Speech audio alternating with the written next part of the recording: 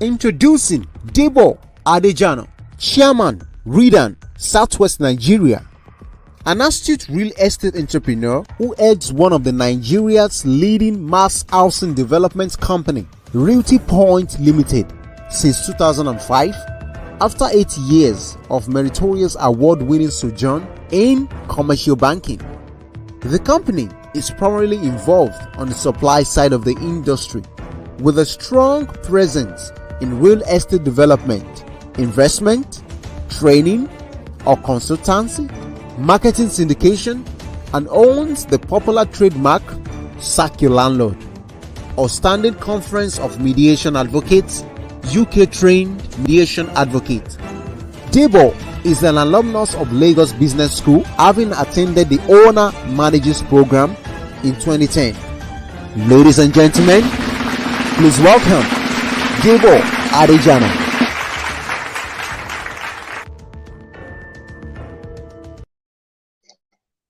Thank you very much.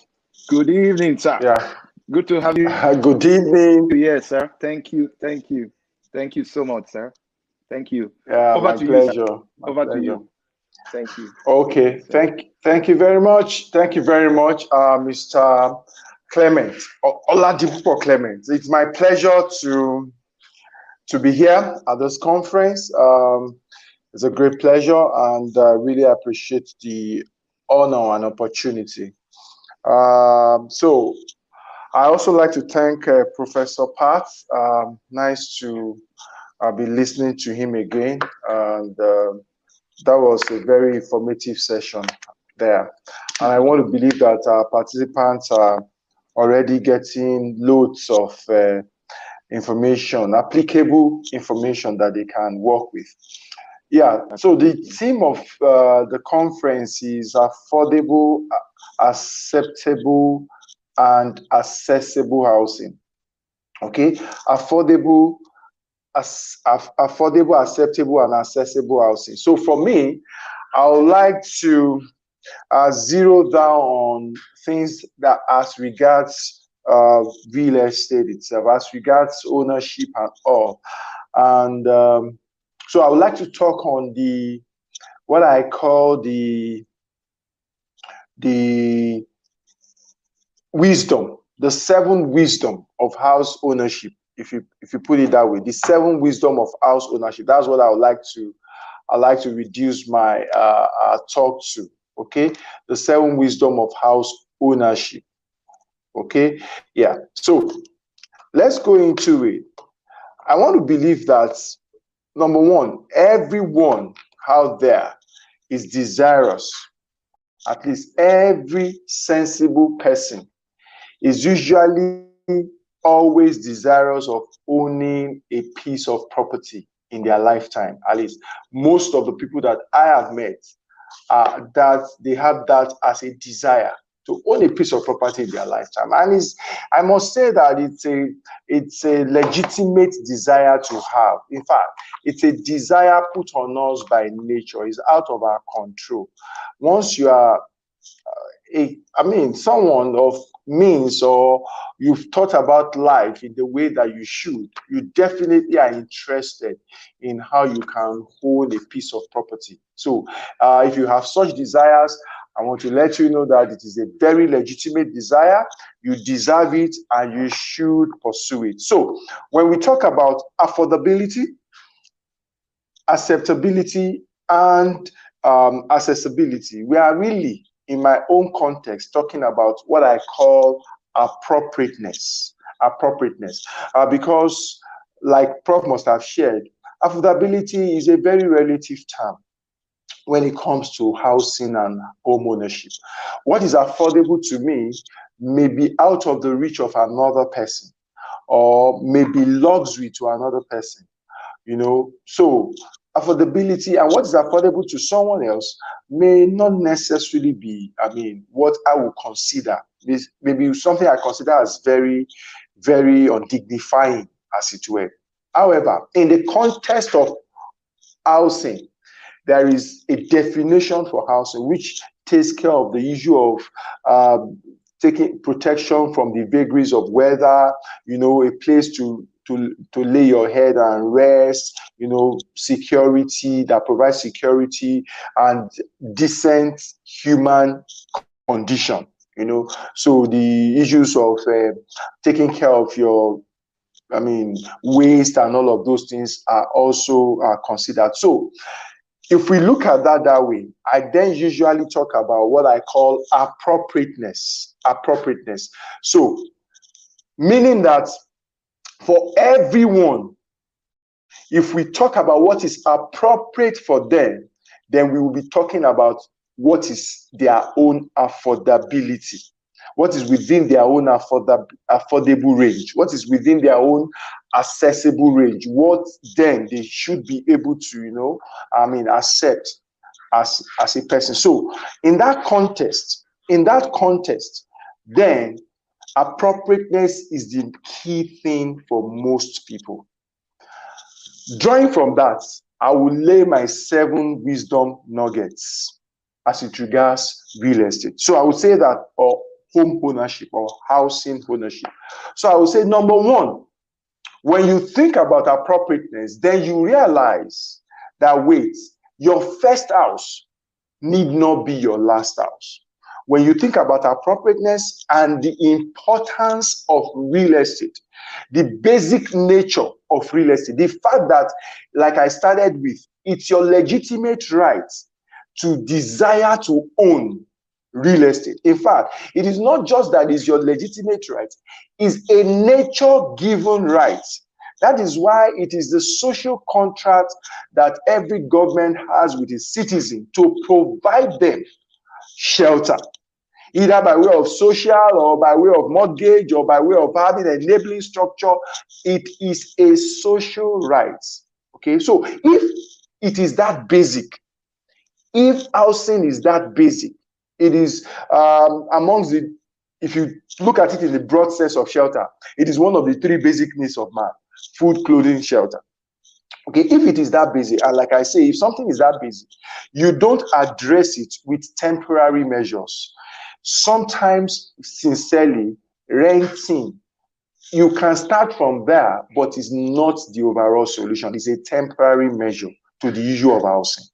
So when you want to solve the issue of housing and you are thinking of appropriateness, then you must realize the fact that your first house need not be your last house. And that speaks to the issue of size. Size. What size is appropriate for you per time? Size and your phase in life. So as someone that is just coming up in life, I've read the stories of a lot of people. Now, for example, there's this man that I currently, stumbled on and read the story. Nigerian, Prince Yemisi Shillong. Some of us may know him. Okay, he's a very renowned investment person, an engineer really, and worked in Nigerite, UAC group and all of that. He never really owned a business of his own as it were, okay, but was constantly aware of his financial intelligence and investing and all of that over time, such that not too long ago, I think last year or so, he donated to Pan Atlantic University a galleria, art gallery that is worth 4 billion naira. 4 billion naira. So the man is a billionaire. But hear what he said. That man said when he finished, I think his MBA, if I'm not mistaken, he was so young then, was still in marketing, maybe he was already a marketing manager or marketing director in Nigeria or so. His first house was that he bought 2 plots of land in a Jigo part of Lagos. If you know a Jigo part of Lagos, you know that for a man of his status now, a Jigo should not be of any importance or significance. But that is now. At that time, a Jigo was probably where he could afford if he wanted 2 plots and he built a block of flat or 4 blocks of flat, maybe 2 blocks or 4 flats each. Okay? He built it there way back then. Of course, he has gone on to own other properties in his life. So I tell people that, hey, look, your first house need not be your last house. So what you should do is ensure that you are getting into something that is appropriate for you. Because a lot of people get screwed up when it comes to owning properties because they are dreaming of this house that they want to build that must have a very large sitting room, very large dining room, very large dining area, very large kitchen, must have guest room like about 2 guests because they can have guests anytime. They plan for their unborn kids, so they need to have like about 4 rooms in the house for the children, and then they are planning to have helps, they are planning to have drivers, and so they are planning this house that is like about 7 rooms in all. And this is his first house. So because that cost is enormous, it starts to push that dream. It starts to say, hey, maybe I should do this later on. No.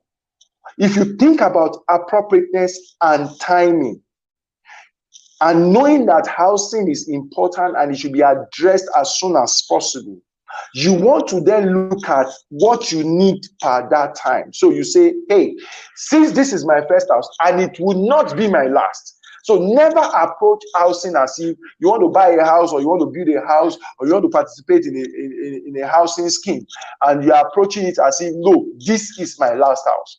You are approaching it as if, let me just do this and I know that I've crossed the house, I've ticked the house box. No, don't do that to your housing career. Rather, look at appropriateness. So tell yourself, okay, fine. So I am with my family now. I probably am expecting, so if I get like 2-bedroom or 3-bedroom bungalow or 2-bedroom or 3-bedroom flats, it's okay for me right now. I don't need all of those excesses. I need a place for my room. I need a place to read, a place to sit down, a place to maybe sleep. And for my sitting area, so you will cut your sizes because at the end of the day, cost comes in construction per square meter. For every additional size or for every additional space you add to a building project, you are increasing the cost. So I say that, look, the wisdom about house ownership is that your first house need not be your last. So do what you can afford now, because you dream to be able to do some other things later. Start from a jibo now. It doesn't mean that you can't live, you can't end up in Ikoyi, you can't end up in Banana Island. But if a jibo is all you can afford right now, if Ikotun is what you can afford right now, if 1 million homes is what you can achieve right now, you are better get on it. If flats is what you can achieve right now, don't say, no, I want to have, my house should be like in the middle of a land that is as big as a football field. You can end up with that. But you see, what will even ensure that you end up with that is that you are starting right. And starting right is starting at your size per time. So whatever you have right now, lock it down in that property, lock it down in that transaction right now, and do what they call buy forward. Okay, buy forward, so you can end up in Ikoyi later. And why you are ending up in Ikoyi later is because you have tied something down now. Never be part of those people that would say, I want to, because I stay in Ikorodu, I stay in Ikoyi right now, or I stay in Surulere right now, I stay in Ikeja right now, or I stay in Ogba right now, I stay in Bagada right now. Also, my first house or my house, I want it to be in Bagada. If you can't afford Bagada now, settle for what you can afford right now. You can end up later in Bagada or even beyond Bagada, but tie it down now. That is even what will prove that you can end up there. So that's number one wisdom, okay? Your first house need not be your last. So don't be about a big house. No, just do something part-time, per your size. Then you don't have to live. You don't have to live where in your first house. You don't even have to live in any of your own properties. That's the truth. You don't have to. But you see, the important thing is that in the scheme of things, in the structure of wealth, property cannot be missing. I want to repeat that. In the structure, the makeup of wealth configuration, net worth configuration, property cannot be missing. So because property cannot be missing in the makeup of wealth configuration, you want to ensure that you continue to improve on what you call your net worth. So you do what? You tie down a property. You may not be able to live there for whatever reason, because a lot of people say, I don't want to buy in so and so place, maybe Ikorodu or in Songo or Ta, or in, I'm mentioning some of these far-flung places, or in Igbesa, or in Mowe, or in this and that, simply because I cannot live there. Why can't I live there? Oh, I work on the island. And I totally agree with you that yes, you work on the island, and it does not make any sense at all for you to actually go and buy a property or go and live in Mowe. But guess what? If that is all you can afford right now, what I'm saying, the wisdom I'm sharing with you, is that go ahead and secure that property there in Mowe. Get a tenant there. You don't have to be there, because why? I mean, it will not help. It will affect your state of well-being. I understand that, because the stress you go through to get to work, this and all of that. I understand all of that. But put a tenant in that property and stay in another rented property that makes sense for your social life, okay? For your existence, healthy existence, well-being, okay? I understand that. But if Mowe is what you can afford, if Besa is what you can, if Ikorodu is what you can afford, any of the life page options, if it is what you can afford, but you cannot live there, go ahead and tie it down, okay? Go ahead and pick it up. That's wisdom. Never say that, no, until I can now do this. No, because you don't have to live there. You don't have to live there. There are people who, for example, own properties in places that it is the property that they use to pay their own rent where they are. I've seen a family, okay? And this was what jolted me into this reality and into this wisdom. Some years way back, maybe over 10 years now, I witnessed the, will I say, eviction of a family. And I saw their things being thrown right on the street by the bailiff of court. And from the things that they were bringing out of that house, you could see that this family once were well off from the kind of things they were bringing out of the house, because those things were a bit old, but they used to be owned by people that were well off at the time. Do you understand? So it shows that at the time, the head of this house, or this family at least, was commanding some reasonable wealth, and they could have tied something down somewhere. This was happening in Ikeja, main eyebrow Ikeja area. I mean, the Okpebi side of Ikeja. And their things were thrown out in the rain. In the rain. You know the funniest thing? The man of the house was not even around, and the family had nowhere to go. Absolutely nowhere. It took a good Samaritan to pay for 2 days of their stay in an hotel, just for them to be able to sort out themselves and distribute children everywhere and try to reconstruct their lives. There was a time in that family's life that they could probably have tied something down in Ikorodu, but maybe somebody said in the family that, Ikorodu, no, we stay on Okpebi, how can we go and stay in Ikorodu? No, we can't do that. If we are looking for something in Ikeja, until things turned the other way, and they could not even afford rent in Ikeja. Guess what would have happened if they now have something in Ikorodu? They would have, at least since they've been getting that harassment, since the things have been getting bad like that, it won't get that bad. They will have evicted their tenant in Ikorodu, and worst case, moved their things over to Ikorodu. They would never have witnessed a day where their things were thrown on the road in the rain. So I say that there is wisdom in learning to pick and tie down your property. So that's number 2. You need not live in your house, in your first house, or in any of your properties. You need not live there. They can be contributing to your rent. You can be picking up rent from your own tenant to pay your own rent wherever you choose to live, provided you are still applying the appropriateness, theory that I shared earlier. You'll be fine. But you see, you cannot see any wealthy person without real estate in the portfolio. So very, very important. Very, very important. Number 3, landlord and tenant. They are two distinct and different status. One cannot be confused and should not be confused for the other. As far as the earth is from the heavens or sky, that is how landlord status is far from a tenancy status. They are not the same. I used to give this analogy. If you go to a sporting competition and you are awarded medals, okay, first three people are recognized.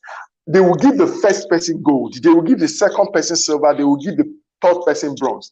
No amount of bronze can equate one silver. They can never, on the table, on the chart of medals, they will never say, okay, because this country or this house, you know, sporting house, has 50 bronze, so that is equal to one silver. So this person who has just one silver out of the competition cannot be ahead of them in ranking, because these other people, they had 50 bronze medals. No, nobody does that. Bronze is different from silver. Gold is different from silver. Okay, so status, the landlord status is different from the tenant status. If you are, like I used to also say, if you are a tenant, okay, if you are a tenant in a 5-bedroom duplex on a street, and there is a landlord that only managed to be able to put together a room self-contained on his land, guess what? When they are having the meeting of landlords, guess what will happen? The tenant can never be found there. Never. In fact, if he's found there, maybe his landlord sent him to represent him by proxy, and he must get the consent of his landlord to be able to vote or say anything in that place, because if he implicates his landlord, he can get quick notice. But the guy that manages to build a self-contained on his land can even be the chairman of that association. Whether he has a big house on his land or a small house is immaterial. He's a landlord. Gold is gold. Silver is silver. Tenancy is a wasting asset. Also, you know that in building wealth, one major place you start from and you are also measured by is what is called net worth. Your net worth. Your net worth is simply the determination of what you own, the things you have, okay? And the things you owe, you are owing people. Subtract what you owe from what you own. The remaining is your net worth, okay? The remaining is your net worth. Now, in the equation of that wealth, in wealth building, housing constitutes major component of people's net worth. If I'm paying 100,000 towards owning a property, versus I'm paying 100,000 towards a tenancy, guess what happens? At the end of 1 year, do you know what happens? As paying for a property is not just that I have 1.2 million on that property. No, if that property has appreciated, I would have appreciation of on my 1.2, so that my 1.2 may be worth actually 1.3, 1.4, 1.5, depending on how much appreciation has come on that investment. But if I was paying it on my rent and they say my rent is 1 year, do you know that at the end of the year, I'm back to square zero? My net worth regarding that transaction is zero, because it's a wasting asset. I've used it up in 1 year. But the one I'm paying towards ownership, the value is appreciated. Not just that I have that money, but value is even climbing, is appreciating.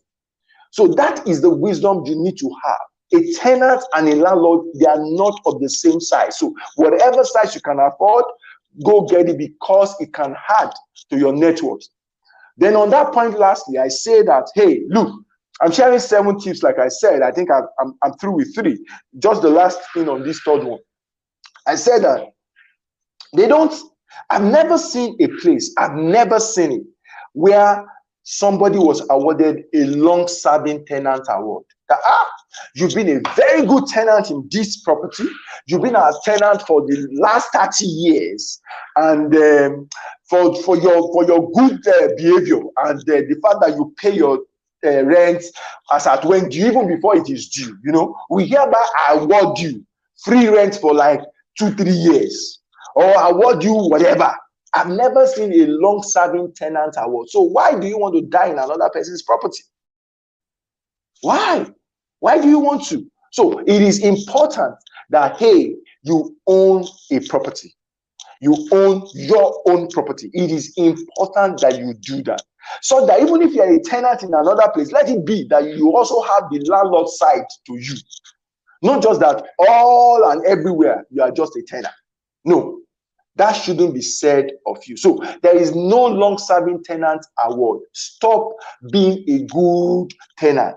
Start to think of how to be a good landlord, because the landlords don't have two heads. They only have wisdom.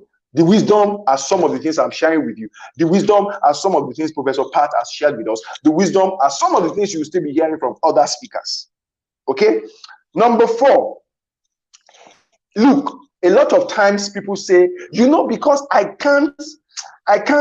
I would really love to own this property, but I can't afford it.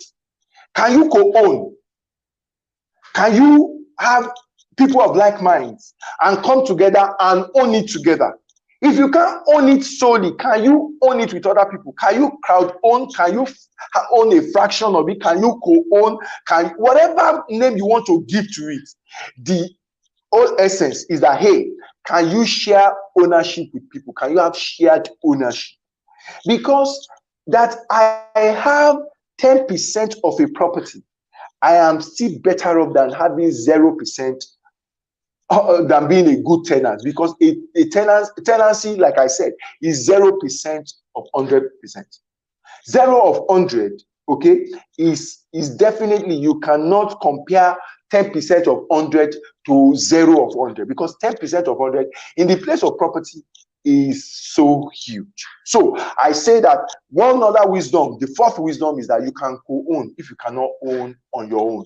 There are things that govern all of these things to be able to execute them properly.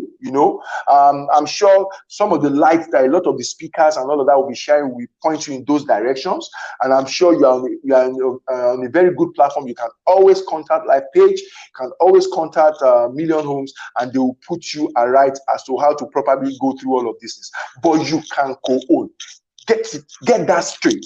So if that flat is going for 25 million naira and you don't have that right now, instead of wasting your 1 million naira away, instead of wasting your 2 million naira away, instead of wasting your 5 million naira away, you can drop your 5 million naira and let there be an arrangement for other people that will raise 20 million, and all of you, the number of you, are put together in a very workable structure to own that apartment together.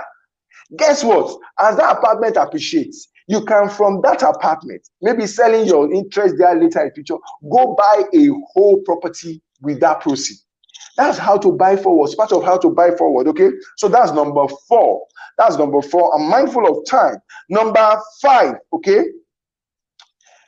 You need to realize that, look, if you desire a good life for yourself, now that you are still working and when you retire, the issue of housing is something you have to resolve as soon as possible.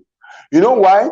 One of the reasons I give people is that, look, if there are things that don't mix together, water and oil, retirement and having obligation of rent payments that has to come from your sweat when you are no longer able to sweat as much as you should, in retirement, they don't mix. We manage a lot of properties, okay? And if you talk to people who are in the real estate industry, who manage properties a lot, like Life Page people and co, they will tell you that where they have retirees as tenants is always a problem for the retirees to meet up with rent. It's always a problem. A lot of times, some of the retirees we have come across, a lot of times, because that happens a lot in this part of the world, their children are part of their retirement plan. In fact, they are their main retirement plan. So it is their children that pay their rent. And so rents get delayed. In fact, usually, most agents would really hesitate to have a retiree that they are not able to access his financial well-being as a tenant in their property. And you see what happens to a lot of retirees. A lot of them move to the village, not because they so much love the village, but because they can no longer afford the rent obligation in town when they stop working. But if they've secured property somewhere, they will be able to move there. So one thing you must solve before you retire, like I usually advocate, is that you must solve the issue of home ownership. Home ownership, because rent and retirement, they don't mix together. They don't mix together. So every opportunity you have to explore and make sure that you resolve that issue, please ensure that you explore, okay, and resolve that issue. Number 6. Number 6. Money is the very last thing. Money is the very last thing you need to own a property. Money is the very last thing. Money is the very least obstruction now to your owning a property. Remember, I said I'm sharing some wisdom, some nuggets. You need to really brood on these 7 points. Of course, there are more than 7, but for the purpose of this conference, I'm just sharing 7 of them. You need to really brood on these points, okay, to be able to make a headway regarding your house ownership or property investment or things like that. A lot of people, when I remember when in my first life, my other life or whatever, work life, I used to work in the bank. I used to be a banker. And when I left banking and I started real estate, a lot of people that they will ask me, so DEBO, what do you do right now? And I say, well, I'm a real estate developer and stuff like that. The first impression they have is that, Baba don't get money.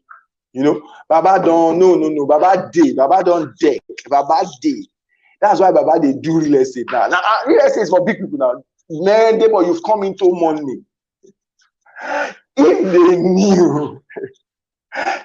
knew that the real estate company that I now run for over 15 years started with 0 kobo of mine. I mean, ZERO, 0. If they knew. And that's why I tell people that, hey, you can do real estate investment starting with no money, no experience. Very possible. So money in owning property is the least challenge you have. If anybody comes to me now and they say, I'm desirous of owning a property, but you see, there is this money challenge I have, I know that they've not gotten it. They've not gotten it yet. Hey, look, let me tell you, 3 major things you need to own a property. 3 major things you need to start investing in real estate. 3 major things, regardless of what money you have or what experience you have. Number 1, you need a burning flame desire. Yes, red hot desire. Desire that can keep you awake. Desire that won't make you sleep, that can give you restlessness. Desire that, a burning desire. You need a burning desire. That's what you need. Desire that will push you into action. Not the one that will make you sit down and be asking questions and be looking for who will solve problem for you. Desire that will make you go to the street and get things done. Desire that will make you read books. Desire that will make you explore. Come for this kind of conference. Put down your notes as things are coming on. Desire that will make you follow up on things that you are learning right now and make you see how you can put them to work. That is the number 1 thing you need to own a property. So I tell you, hey, you want to be part of the 1 million homes that Million Homes are putting out? Just get the claim, okay? Life page, whatever their products are, get the criteria from them and go get yourself some desire to be part owner, to be full owner, to be sole owner of any of those options that they have. Because you know what desire does for you? That kind of burning flame desire, it pushes you to start acquiring knowledge. Yes. So you start to find out, how can this thing be done? Very simple. How can this thing be done? How did all these people do it? I've seen people. Okay, so I used to share my brother's experience, my own very junior blood brother. Junior to me. He served with us in our organization. It was a youth corper. As a youth corper, we have this slogan that we share, and is our brand slogan, sack your landlord. It's our trademark. You know, so, and we go about teaching people how to sack their landlord, how to own your property. You are not too young to own a property and all of that, and all the earlier the better and things like that. I didn't know that this guy was listening. Youth copper, then they were not paying youth copper 19,000. I think it was still lower. They were paying them. I don't know what they are paying them now. And then we used to pay him maybe 10,000 or something for working with us. Do you know that by the time this guy completed his youth service, he already owned his first land? And that wasn't the only land. He already, subsequently, he already owned the first land before he finished serving, and went on to own another and own another. Then sold one of them. By the time this guy was getting married, he left his reception, his wedding reception, into his house, his own apartment. That was where he did his honeymoon. He didn't go to any hotel. He did his honeymoon in his, I think, self-contained. Yes, he had 2 wings. He completed the other wing later. So he had 1 week self-contained, one bedroom, that's a room and a sitting and all the toilet, kitchen and all of that. He completed it in his own house, and that was where he went to have his honeymoon. Because this guy was listening to us, he was fired up. So as a youth corper, of course, he went on rampage with that desire. I mean, just consuming every material he could get and executing voraciously, such that he owned his first house. Okay? He owned his first house before he got married, such that from his wedding reception, he was going to his house with his wife. So you don't need money. What does a youth corper, how much does a youth corper earn? How much was a youth corper earning then? How much do they still earn now? So stop all of these excuses. I don't have money. I don't get a desire, get desire. Okay? And then let that desire get you to work to start getting knowledge. That's number 2. Number 3, you will then get yourself massive action. You then go take massive steps, massive action, dangerous action if possible. Do you understand? Actions that if they tell you yourself, you will be scared and think that, was I on something that, yes, you were on desire. Desire is a drug. You know, energy is a drug. It drives you. Okay? So you go take massive action, because with desire, knowledge, and action, you cannot be stopped. The money will come. Yes, I tell you, you will figure out. What happens is that you will figure out how the money will come. And money does not come to people sitting down. Money comes to people that are in active labor. Yes, it is people that are on the streets, that are in the field. Like Yorubas, they say something like Igbelowa, that is, it's in the bush that you find money. Or some people will say Enokiniulowa, as in, it is in the money, is in the wealth, is in the mouth of the lion. And you know, if you must get into the mouth of the lion, you definitely must have some boldness, and you must be someone that is really, really passionate and active about what it is that you want to do. And nobody goes to a lion's den without knowledge, without harming himself. Do you understand? So those 3 things are just all you need. No money at all. So get that wisdom. You need knowledge, you need desire. It will drive you into knowledge, and then start taking massive action on the things that you discover and you get to know.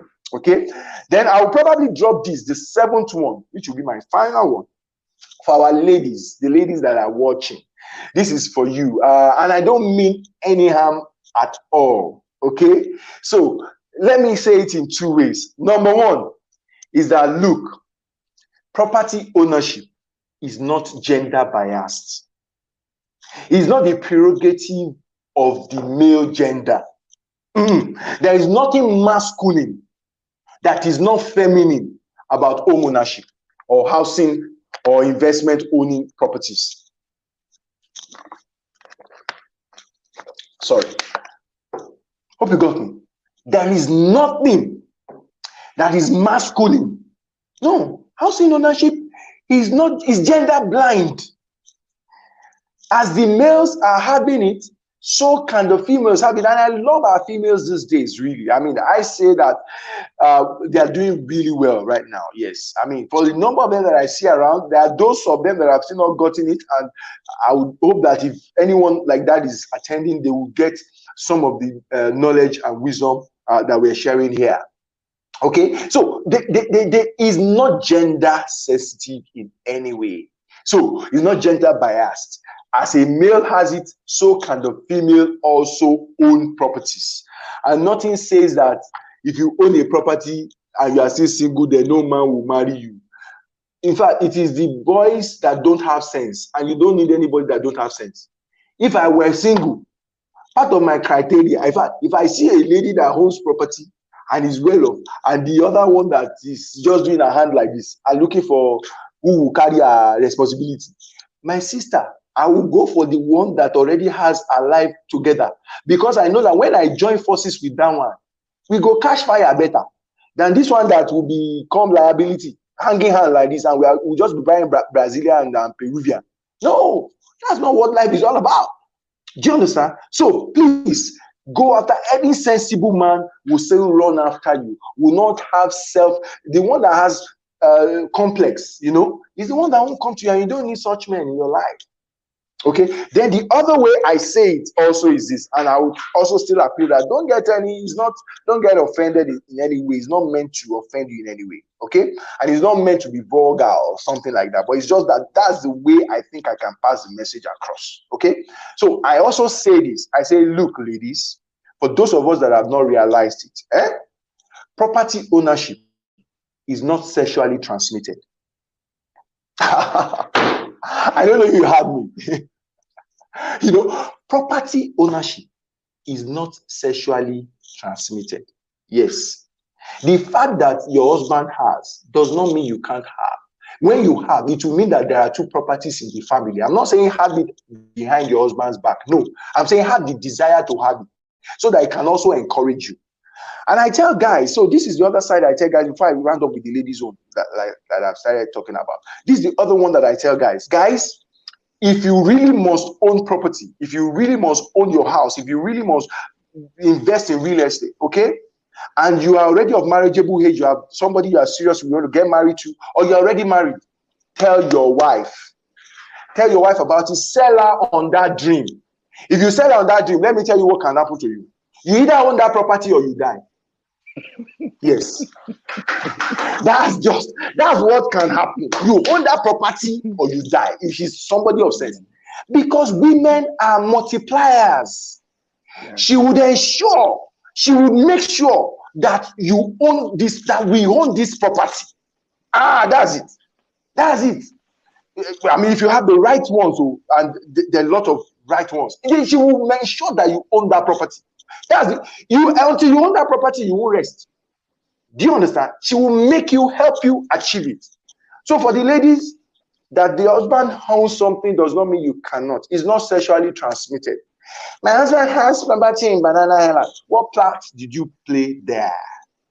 If you play a very good part, you may not just have one property in Banana Island. You may be having two right now. You may be having three. So don't think that because you are the wife, now property is now sexually transmitted. Ownership. I'm not brown lady. No, madam. So these are the 7 wisdoms that I have to share. I hope that it has benefited someone. Thank you very much. Mr. Oladipupo Clement, it's an opportunity. God. Thank you. Mr. DEBO, thank you so much. The whole social media is gone agog. YouTube is on fire right now. Somebody is saying you are hot. Thank you so much. Thank you so much. I love pleasure. This perspective. I mean, this is just mind blowing. Thank you so much. You're welcome. We want to, because we are very conscious of time. I'm usually the type of person who would want to engage you right now, but we are bound by time. Attention span is very low when you are hot like this. So we have to see how quickly we can take as much questions. So please, should you have any question, feel free to drop your questions right away so that we can engage. Thank you so much, Mr. DEBO. Thank you so much. You're welcome. Thank you so much. This is You're welcome. This also, I'm seeing social media everywhere is on fire, and I was like, what's going on? People are already chatting me. People are calling me. I'm calling. It's like, where did you get this man from? Wow, this is really hot. Thank you very much. Really hot.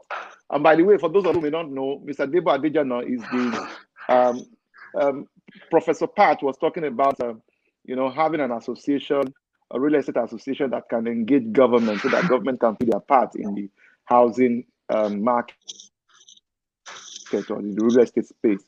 And interestingly, Mr. DEBO Adejana is the chairman for Southwest on the Real Estate Developers Association of Nigeria. That's the body of real estate developers in Nigeria, and is the chair for the Southwest region, captures Lagos, Oyo,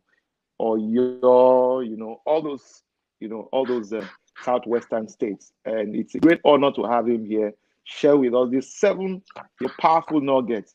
I'm expecting that questions will drop, and so you can now understand why he's the chairman. You now understand. So this is really very good. Very good. Thank you. I'm expecting questions. Media director, can you please let the questions roll? Let the questions roll. Do we have any questions quickly? Amazing stuff. Maybe by the time we're done with this question and answer, we'll bring in the Eddie of Million Homes to just quickly give us some quick understanding, especially on creative financing. Mr. DEBO mentioned to us right now that money is the last thing that will hold you back when it comes to property acquisition. And I love that vulgar hat, that property ownership is not sexually transmitted. I love that line. It's a very powerful line. I will start to re-echo that now. All right. Yeah. Somebody's already asking the financial something related to economy. He says, with the economic situation of things in the nation now, how can someone be able to get the desire going to get his first house? That's the question somebody's asking. Can you answer that, sir? Okay, so thank you very much. Thank you. I don't know if the name is there, Mr. Olarewaju Atoyebi. Yes. Okay, thank you very much, Mr. Atoyebi. Now, please, let me say something here that can help everyone. When we see a situation like this, money has not disappeared. I hope you know that. So when people say things like in the current situation, in the current economy, I hope you know that this is the best time for some people in their whole lifetime. Absolutely. I was in a session with some of the guys that I mentored yesterday, and one of them, a lady, we knew we were having a course with them when Corona stuff broke out in Nigeria and there had to be a lockdown. And I knew how she started talking about sanitizer, that she makes sanitizer. The lady was saying that the money she made, not all the money, part of the money she made from sanitizer, about maybe 3 million or so, she has already used it to move her property in Delta to a particular level in this period. So she made an extra 3 million that she wouldn't have made but for the COVID. Crisis. Yeah. So there are people that this is the best time of their life. What you need to do is to find out, money just changed location. Money changed address, Absolutely. moved house. You can just see it as if money used to live in Surulere. Money now went to Ikeja. All you have to do is take a bus to Ikeja. So look for what? Yeah, look for. So what are people now? This is the problem that people have. People are fixated on the naira note or the paper note, the dollar note. Money is about value. Okay, so when there is an economy situation like this, what people value has just changed. So just provide what they now value. And you won't have to be talking about the economic situation. A lot of companies like LifePage and Co., they know what they have had to do at this season to remain afloat and in business. Do you understand? They've had to strategize and ask themselves, okay, so how do we satisfy people in this? What will be the need of people in this thing that we play right now? And they offer it. You'll be shocked that this event you are having is part of the outcome of that kind of a session. Do you understand? So, and that is it. So please don't get carried away. Just if you are not seeing money, change what you are doing. What I mean by change what you are doing is, it could be what you are doing, it could be how you are doing it, it could be the measure to which you are doing it, or things like that. What I'm saying is, start to ask questions and find out where has value gone to, and go look for it and create it. And I mean, this is the best time of some people. So please don't talk about government is doing this. Don't talk about economy is doing this. Take responsibility. When you take responsibility, that's what I talk about. Absolutely. Desire. That's when I talk about desire. Desire drives you to all of these things. Okay, so that's the angle I would attend to that question. Thank you so much. That's a brilliant answer. I don't need to add anything else. Prosperity of any nation, of any family, of any individual lies in providing what people can't do without. People's preferences, desires are changed, the direction of money is changing. You would notice that in spite of the economic situation, in spite of whether you have lost your job or you have job, nobody needs a degree to spend money. Expenses is a regular feature in everybody's life. Whether you are graduate or undergraduate, whether you are employed or unemployed, you will still have to expend money, and somebody is taking the money, whether you made enough or not. So you have to start to provide what people are really looking for. Thank you so much for that. That's brilliant. You're welcome. I saw Adedotun, I beg your pardon. I saw Adedotun Olabode. She's asking, says, how do one depict real estate companies that go all out to get people pay for property without delivering on their contract? Yeah, that's the question from Esson. Okay, by depict, probably you're saying, how do you detect, how do you know, or how do you handle such situations? I want to assume. Okay, so fine. I tell people that before you either start selling for someone or you buy property, you know, there are two types of investors, people who buy properties. There are two types of investors. Like I teach, there is what you call responsible investor and irresponsible investor. Now, a lot of people want to stay in the irresponsible investment zone. Why? Because they feel that it provides a way of escape for them to be able to blame a third party if things goes gaga. So you see situations where you are telling someone, I'm assuming if this person is an agent for one company or the other, for example, you are seeing a situation in which you are telling someone, this is our estate and blah, blah, blah. Come on, inspection is this is terms of conditions. You say, don't worry, all of this. Shebi is you, DEBO. I know you, don't worry. And you say, no, I'm buying it because I know you, I trust you. Oh, guys, it's not about trust now. There is a structure. Won't you even just read and know about what you are buying, ask questions that you are not clear about, so that we can provide answers. Okay, that's why for me, I love people who ask questions before they buy. Why? Because I know once they buy, they've bought. But you see, those people that say, DEBO, I trust you, I fear them. Because when the things that we've written in black and white comes up, that we said, okay, so there will be, after paying for this land now, you will make payment for documentation, you will make payment for survey, you will make payment for infrastructure. I'm just explaining this, you know. Then they paid for land because in their mind, in the psyche of every man, once you pay for land, they think they paid for everything. So you now say that, okay, it's time to pay for. He says, so when am I going to get that? I say, you've not paid for documents. Which one is it? You people have come again. But I trusted you now. This, and they say, hidden charges. It's not hidden, except that it was hidden from you because you refused to read. It wasn't hidden. It wasn't even in fine print. It was there. It was on website. It was on document. It was on flyer. It was everywhere. When people advertise and they say terms and conditions apply, as a responsible investor, the question you ask is, where are these terms and conditions? Let me go through them. Let me be able to satisfy myself that I agree with them. And if I don't have, if I have any issue, let me ask and then seek clarity. And if I'm clear, I go ahead.